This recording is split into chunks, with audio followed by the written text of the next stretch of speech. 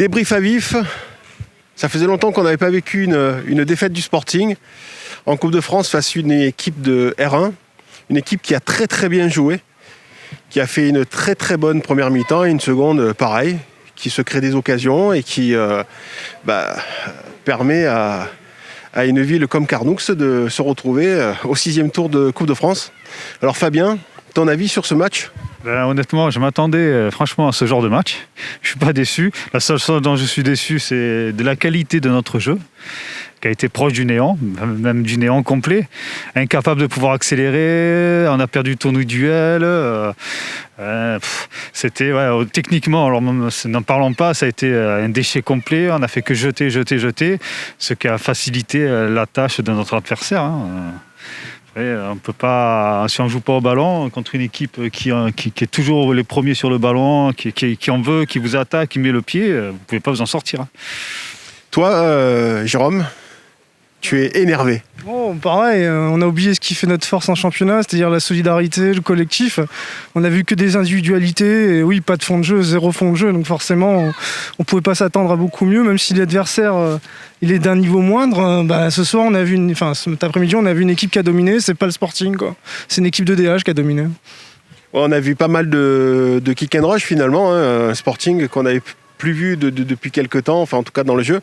Un Sporting qui balançait de longs ballons devant en espérant sans doute un exploit individuel.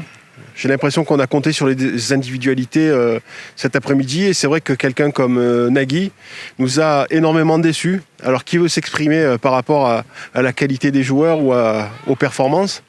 Performance, à part ceux de derrière, franchement, qui ont tenu le score assez longtemps. Parce que je pense que si derrière, on n'avait pas eu un grand Wasfan, on serait largement à 3-0 et rien eu à dire. Après, au niveau de la qualité individuelle de chacun, c'est surtout devant et au milieu de terrain, ça a été le néant complet. Et c'est vrai qu'on attend beaucoup de Nagui parce qu'on pense qu'il a une certaines qualités techniques. Et aujourd'hui, on n'a rien vu de sa part et on est en droit d'attendre un peu plus. Oui, c'est pareil. On pense que parce qu'on joue contre des équipes censément plus faibles, individuellement ça suffira à faire la différence, mais on voit très bien qu'au foot c'est le jeu qui fait la différence, c'est pas que les individualités. Et pour un mec comme Nagui, oui, c'est typiquement le genre de match où peut-être qu'il lui convient pas parce qu'il y a justement trop d'intensité physique, mais il aurait peut-être pu tirer son épingle du jeu avec justement ses qualités soi-disant techniques. J'espère qu'il nous les montrera une autre fois parce qu'aujourd'hui ça a été une catastrophe, il n'a pas existé en fait. Mais c'est pas le seul à pas avoir existé quand même, faut pas non plus jeter la pierre qu'à un seul joueur. Ah non, c'est sûr. Ouais, on va pas incriminer obligatoirement Nagui seul, parce que c'est vrai que pas mal de joueurs sont passés à côté du match au niveau de l'engagement, entre autres. Maintenant, c'est place au championnat et uniquement le championnat. Oui, tout à fait. Bon, et puis la coupe, c'était un supplément, voilà. Mais bon, comme on dit, bien sûr, pour nous, ce qui compte le plus, c'est le championnat. En championnat, on tourne bien. Il ne faut pas tout remettre en question non plus sur ce genre de match. Comme je dis, moi, franchement, je m'attendais à ce genre de match. Je ne suis pas surpris.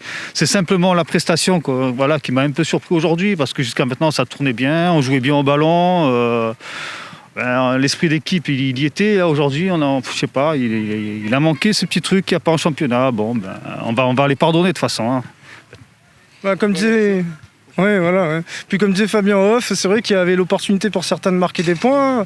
Ils en ont perdu. Aujourd'hui, il n'y a personne qui a démontré la possibilité pour lui d'évoluer en première, en championnat. Et pour Gol FC, j'espère qu'on fera autre chose que ça, avec les titulaires qui reviendront, parce que là, si on montre ce genre de visage en championnat, on va vite se retrouver dans le ventre mou, quoi. Encore une fois, et pour conclure, ce sont les jeunes qui ont quand même montré le plus de niaque sur ce match. Je pense à Romdani ou El Hadji, qui même s'il a été un petit peu moins à la fête qu'à l'accoutumée, voilà, on fait leur match et dans l'envie et dans l'abnégation. Pour El Hadji, disons que ça a été compliqué, il n'a pas eu beaucoup de ballons aussi. Franchement, il n'a jamais été bien servi. À aucun moment, il a pu s'exprimer. De toute façon, pour ceux de devant, après, même pour Nagui, parce qu'on attend beaucoup plus de lui, parce qu'on sent qu'il a beaucoup de qualités techniques. Mais après, c'est vrai qu'à sa défense aussi, il n'y a rien, il n'y a aucun ballon pour se montrer, pour se mettre en valeur. Oui, comme on a dit depuis le début, surtout tout le monde a attendu qu'à un moment donné, il y a quelqu'un qui allait faire la différence individuellement. Ça ne s'est pas fait. Puis il serait pu passer parce que quand même, ils ont tellement vendangé Cassis que si on est allé au tir au but, je pense que ça aurait été bon pour nous. Mais bon, après leur victoire est méritée, hein, rien à dire. Bravo à eux. Et puis je pense qu'ils en feront souffrir d'autres.